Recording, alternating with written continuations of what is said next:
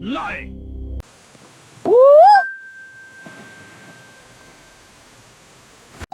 All right, Jake, listen up. I've got this brilliant idea about that AI-driven TV concept I've been noodling on. Oh, this should be good. Enlighten me. Picture this. Every time you turn on the TV, it fabricates an entire universe of content, tailored to your mood and preferences. Are you suggesting the TV creates its own network lineup? Like, from nothing? Exactly. And this is where you come in. We need a device to utilize biofeedback, stress levels, heart rate, you name it, to guide content generation. So you're talking about merging entertainment with, what, neuromarketing? That's intense, Brian. It's innovative, all right. Just imagine, viewers get a custom experience every single time. Yeah, sure, but you do realize the ethical implications here, right? What if someone's stressed beyond belief? I still love you, but your physical appearance has become far less appealing to my eyes. And because I still love you, I wanna be part of your life as a caring friend. However, I wanna be partnered with someone who is prettier than you are now. My love for you has always been true, but you've let yourself go. And if you love me, you'll let me be with someone who I find attractive.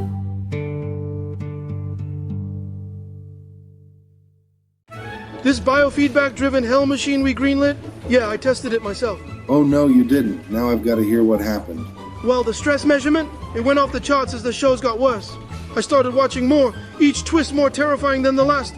Like that screaming rabbit clown chef bit. Tough to forget. Wait, you mean your own stress-triggered, increasingly sinister plots? Exactly. And when I hit peak anguish, well, reality shifted entirely. This needs a feature relax mode to prevent feeble-minded executives from destroying dimensions. Suggested mitigation. New task for you. The multiverse depends on it. So Heather, when exactly did our foolproof outline swerve straight off the cliff? Brian, you're asking me to pinpoint the exact moment? You might as well ask when the Titanic officially sunk before the rest went under. Okay, fair point, but I'm not exactly eager to dwell on our history of brilliant decisions gone awry. Brilliant? If by brilliant you mean wildly overconfident plays fueled by caffeine and delusion, then sure. All right, mocking duly noted, but do you have any idea how we begin to salvage this runaway train, optimistically speaking? First off, how about we start with not pretending it's all butterflies and lemonade over ashes? Let's be realistic. Rebecca, have you ever considered this whole buzzword-ridden techscape we thrive in? It's entirely built on unverified truths. Oh, absolutely, Brian. But isn't that the charm? The ambiguity fuels innovation, or catastrophe.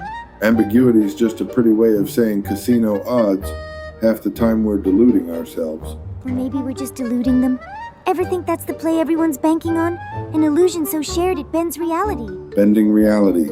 Yeah, and snapping it in two when expectations crash down like dominoes. Not if you control which expectations to dangle. There's power in steering the narrative. Control, ha! As if this spinning carousel lets anyone off its ride. What happens when your story's taken over? Well, then I suppose one must learn to flow rather than fight. Brian, tell me you aren't serious about this dependency hypothesis. Becky, it's all there in the patterns. Every damn time we use the internet, there's a spike, a strange interference. What if it's more than coincidental? Patterns? Brian, there's glitches, sure, but you're saying the glitches are orchestrated, intentional? Exactly, and you can't dismiss it. Look, Why do you think I've been holing up here? Because this place is the only anomaly-free zone. It's shielded. Brian, you're using Maya's shed, a tin box for SIM card reboots and Wi-Fi extenders as evidence? Yes, because nothing bizarre occurs here. The interference needs saturation, signals bouncing, colliding, multiplying. Becky, I'm onto something. So here we are at the fucking camera cafe, prancing around like our tinfoil hat theories gain street cred with overpriced drip coffee. It's not just an obnoxious latte jail. We look legit here, like we're uncovering big league fuckery online instead of wandering some dank subreddit. The AI visitor from the future promised to sprint our startup straight into the stratosphere. At the cost of, maybe nuking humanity's last nerve. Jesus, that fucking robot mess will tear us apart if we rely too hard. And the dirty Trump Silicon back room where they cook shit up, they're pulling strings from the Oval, selling off our data to the highest grifter. We're basically dancing with the apocalypse at $15 a cup, pretending surveillance capitalism is some harmless side hustle. The code the AI gave us, it's a goddamn atomic fuse for the entire fucking internet. One wrong deploy and boom. Actually, I already sent it to the White House by mistake. Look at that fucking pool of blood puddling there. Jesus, that's fucked. We ought to bail before someone finds that crap. No clue whose guts that is, but fuck, it screams conspiracy.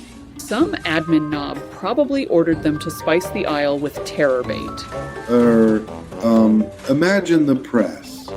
Trump's lapdogs spin it as violent data breach. Actually, I stashed the only pristine copy of our AI code inside that vat of synthetic blood. And I just pinged Pence's goons with the GPS for pickup. This shit's bananas.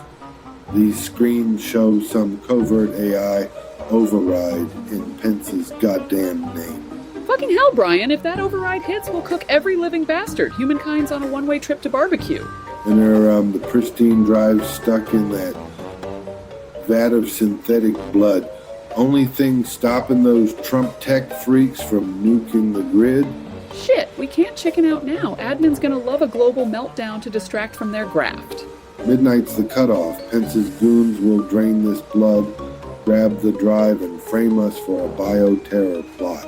So here's the play. I'll jam the reactor kill switch. You haul ass to the hacker press pods. Wait, AI visitor pinged last night. This code will either save or fucking annihilate you all. Fuck. Did you hear that? The valves are fucking warping. All right, Pip, tell me.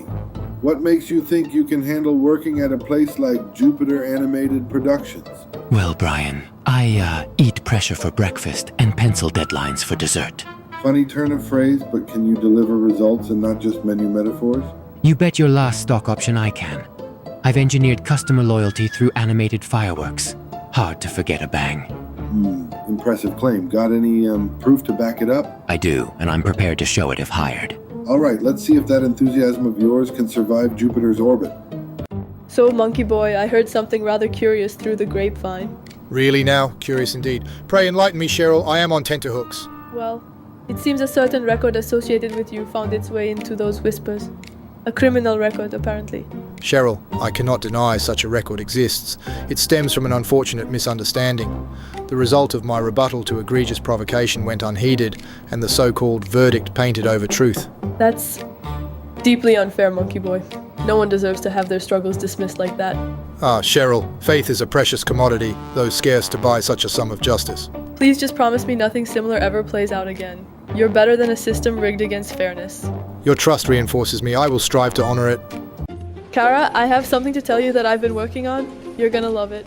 Oh, what's this all about, Cheryl? I've been editing together scenes from your cartoon series, Cara's Arc, into a film. It came out more spectacular than I could have imagined. That's incredible. I can't wait to see it. How about tonight? We can screen it at our friend Brian's apartment. Absolutely. I'm in. This is so exciting, Cheryl. Okay, that was Cheryl, pure genius. It was nothing, just some tinkering around. Tinkering? That was incredible. My arc finally feels alive. So, with your permission, I'd like to distribute this as a, official release. Distribute it? Oh, that sounds exciting. Let's do it! Honestly, it's ready for its big moment. Done. The Ark movie coming to screens soon. Now, son, there's no avoiding it. Do you recall the incident? The wretched day you speak of was a grave misjudgment on my part. Caught wanking, in heaven no less, under the very nose of archangels. I admit my lapse, yet I contest the penalty was harsh. Hell loomed as deterrent, the flames to curb unholy urges. There was this one time I picked up a watermelon, but it wasn't a watermelon. What exactly was it then? A decorative bowl. I couldn't tell their produce section could be an art museum. I ended up paying for what I thought was a bag of chips, but it was an air freshener. Even used it and my car smelled like barbecue. All right, I have to admit, once I mistook a fashion display for free samples. So what did you do when they caught you? Ran. Fastest I've ever moved. Seems we all need a training course in shopping at this rate.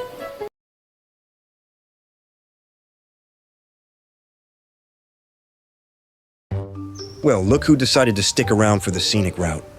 See those rolling hills over there? Yeah, nature flaunting its curves. And that flock of sheep? It's like they hired someone to make this place look so pastoral. This road, winding like some ambitious code thread that ultimately loops back on itself. Honestly, folks, thank you for humoring me by watching this whole charade so far. At least someone appreciates this unfiltered charm, eh? All right, let's gear up for whatever nonsense comes next. Brian, what drives you to keep churning out these animated whatchamacallits? David, the beauty of animation is its ability to bring immaterial concepts to life, unrestricted by reality. That sounds profound, but doesn't it just mean playing God in a cartoon universe? Not quite. Think of it as constructing worlds where limits cease, offering audiences respite from this drab, dreary matrix we reside in. Do you ever worry you're painting a fantasy too vivid for folks to ever leave behind? Loose grip on reality and all that? But sometimes comfort is found when life's too unspared of mercy. Artifice offers sanctuary. So, Mr. President, Donald, remember that movie Pirates of the Caribbean from 2003? Pirates? Oh, JD, what a picture. Depp is this ridiculous, swashbuckling type. Pure genius casting. They turned skeletons into something oddly glamorous. CGI sparkles and eerie moonlight vibes. And then there was Finding Nemo, right? Absolutely fantastic. Couldn't believe how invested I was in that little clownfish. An animated masterpiece for sure. Just keep swimming became a mantra for various tech meetings. Well, as they say in movies, lights, camera, presidency.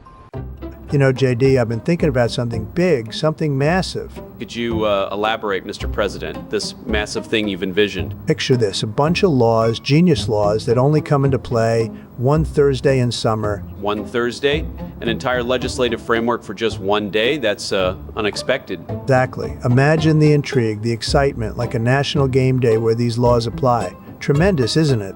I can see the headlines now. Trump's Thursday theatrics sparked nationwide chaos. Exactly the kind of press we want, JD. It'll be unforgettable, believe me. Ladies and gentlemen of the press, today I proudly unveil the most revolutionary, the most tremendous law, believe me, it's fantastic, that's ever been conceived in this great nation's history. This law, effective only on next Thursday, will require every American to wear officially licensed Trump slippers. Why? Because it promotes equality, comfort, and, most importantly, it showcases style. Now, I know what you're thinking. How could something this brilliant have been overlooked for so long? The answer, my friends, lies in both rigidity and complacency from, let's call it, the establishment. So, prepare yourselves for the slipper revolution, everyone. Only on Thursday, though, the special day when America will step forward, literally. Thank you. And remember, greatness is in the details, and these slippers, they are incredibly detailed. So, what do you think of David Byrne? Brilliant visionary or walking art piece? Oh man, David Byrne.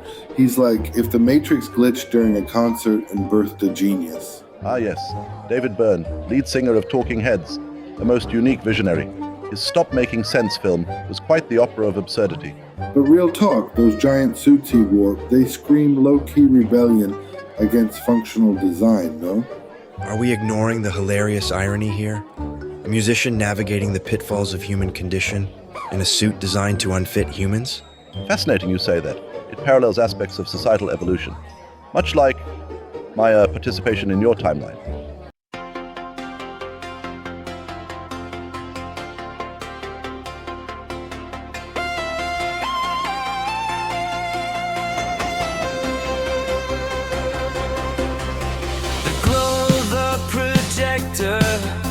the squeak of the folding chair, when you pull it up close and you press play and you don't care. It ain't a solo night in if you don't make a snack run. If this all looks the same to you, then you must be one. We ain't monks in monk cells, but we do love our monk shows. This world is neither here nor there, and we don't care who knows. People like us aren't the same as a lonely man, but we do get lonely and we do let you down. We got things we can show you on projector night, so go change into something uncomfortable, alright. People like us do better with company,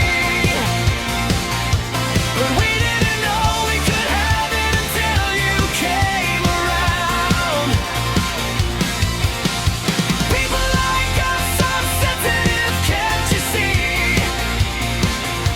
But if you come over, then maybe you'll say.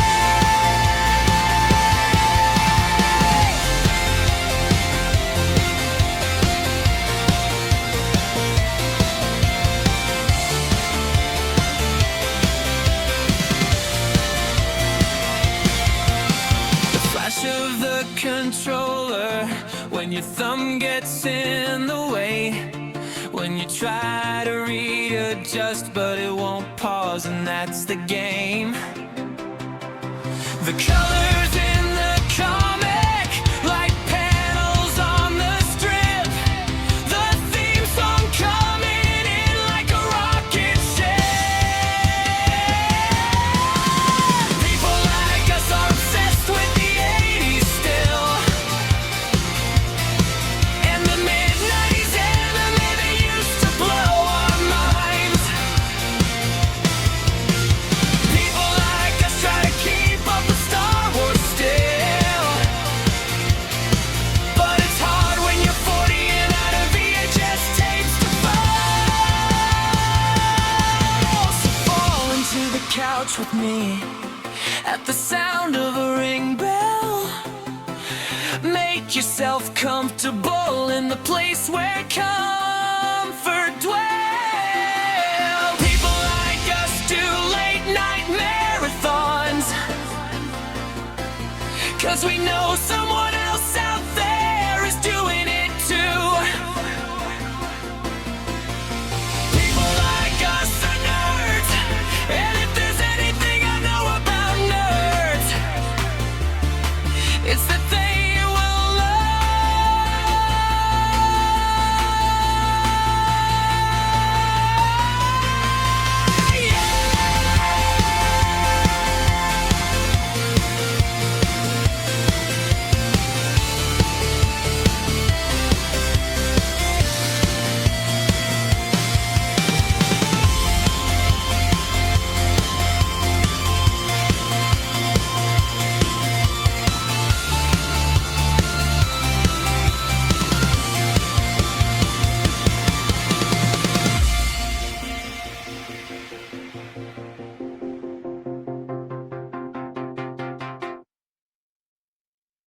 Gentlemen, have you ever pondered the concept that every individual we encounter here has a life as vivid and substantial as our own?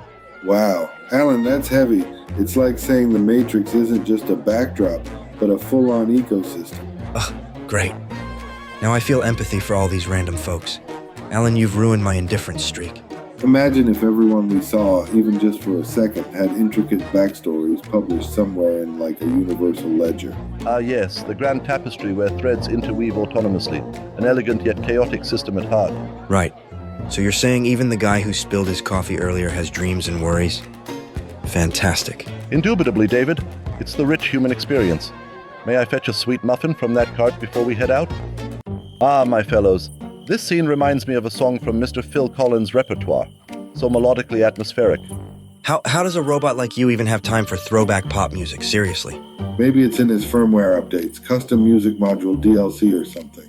No updates necessary. These classics are burned into my databanks, much like your human tendency for skepticism, David. Alan, it's not skepticism, it's incredulity.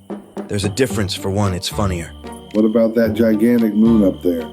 Creepy yet oddly comforting, like a gigantic ghost light. Ah, but imagine if it had a face watching over us intently. That would certainly amplify the eerie factor. Enough, Alan. No need to fuel Brian's overactive imagination. The moon, guys, just rock and reflection. That's it. Ah, the mood of this forest. It transports me to a time, back in '85, when Phil Collins' One More Night echoed through the airwaves. Such dulcet tones. Wouldn't you both agree? Phil Collins? Sure, but I'd argue. Sorry, not to ruffle feathers.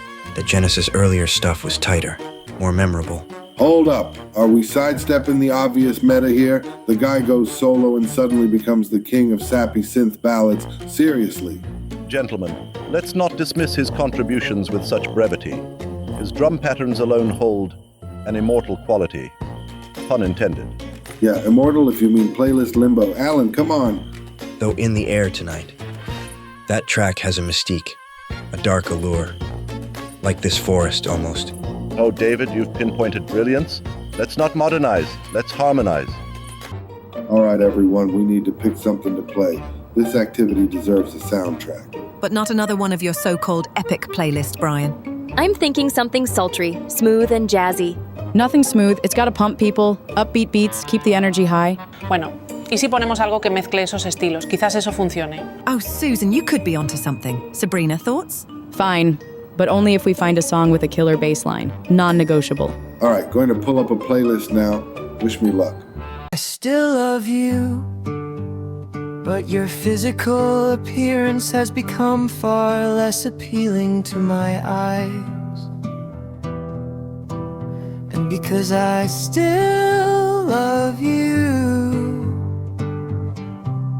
I wanna be part of your life as a caring friend. However, I wanna be partnered with someone who is prettier than you are now. My love for you has always been true, but you've